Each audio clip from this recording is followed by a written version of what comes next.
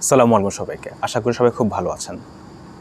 আমার ভিডিওর টাইটেলটা দেখে বুঝতে পারছেন বা থাম্বনেইল দেখে আপনারা বুঝতে পারছেন যে ভিডিওটা কোন উদ্দেশ্যে তৈরি করা।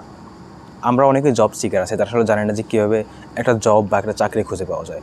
বর্তমান দেশে বেকারত্বের হার অনেক বেশি। অনেক বেকারে আছেন শিক্ষিত, কিন্তু তারা জানেন না যে কীভাবে একটা চাকরি খুঁজে পাওয়া যায়। তো আজকে চাকরি খুঁজে পাওয়ার জন্য 5টি ট্রিক্স বলবো। এই 5টা ট্রিক্সকে খুব ভালোভাবে কাজে লাগাতে পারলেই আপনারা খুব সহজেই চাকরি ম্যানেজ করতে পারবেন। Number 1, social media network. তার মধ্যে উল্লেখযোগ্য হচ্ছে লিঙ্কডইন এবং ফেসবুক। লিঙ্কডইন আপনারা যারা ইউজ করেন তারা জানেন যে লিঙ্কডইন কী।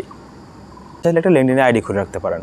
সেই লিঙ্কডইন আইডির মাধ্যমে আপনি আপনার সম্পূর্ণ তথ্য তুলে ধরতে পারেন। যারা আপনার পছন্দ তারা আপনার লিঙ্কডইন প্রোফাইলে গিয়ে আপনাকে দেখবে, আপনার বিভিন্ন আপনার ওয়ার্ক এক্সপিরিয়েন্স, আপনার পড়ালেখা সব কিছু মিলিয়ে যদি আপনাকে কেউ পছন্দ করে চাইলে আপনার সেখান থেকে আপনাকে হায়ার করতে পারে। অথবা আপনার লিঙ্কডইনের থ্রুতে বিভিন্ন কোম্পানির সাথে আপনার কানেক্টিভিটি রাখতে পারেন। সেই কানেক্টিভিটির মাধ্যমে আপনি বিভিন্ন জায়গায় সিভি ড্রপ করতে পারেন। তার মধ্যে উল্লেখযোগ্য আরেকটি হলো ফেসবুক। ফেসবুকে বিভিন্ন গ্রুপের মধ্যে আপনি অ্যাড থাকতে পারেন, যেখানে চাকরি প্রত্যাশীরা চাকরি আশা করে থাকে এবং বিভিন্ন কোম্পানি তাদের চাকরিগুলোর বিভিন্নভাবে পাবলিসিটি করে থাকে। আপনারা সেখান থেকে ওই বিভিন্ন কোম্পানির বিভিন্ন চাকরির যে খবরগুলো সেখানে পেতে পারেন এবং সেই অনুযায়ী সিভি ড্রপ করতে পারেন। Number 2, online job portal. আপনারা জানেন অনলাইন জব পোর্টাল আসলে কি?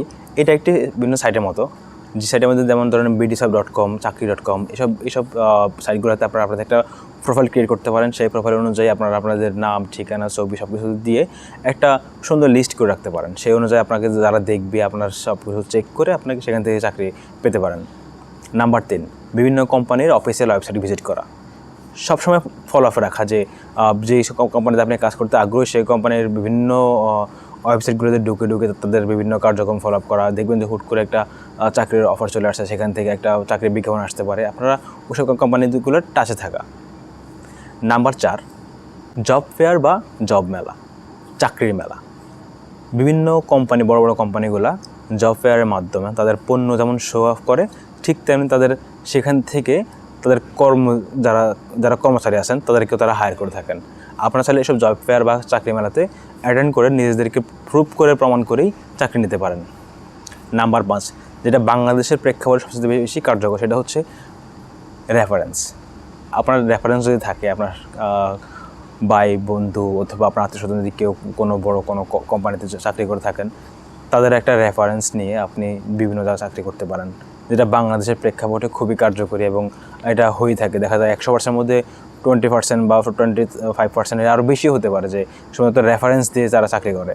এক্ষেত্রে আপনার অভিজ্ঞতা বা বিভিন্ন সার্টিফিকেট কোনো প্রয়োজন, শুধু একটা রেফারেন্স হলে হয়ে যায়, কারণ এটা বাংলাদেশ। এতটুকুই রইল আজকের মতো।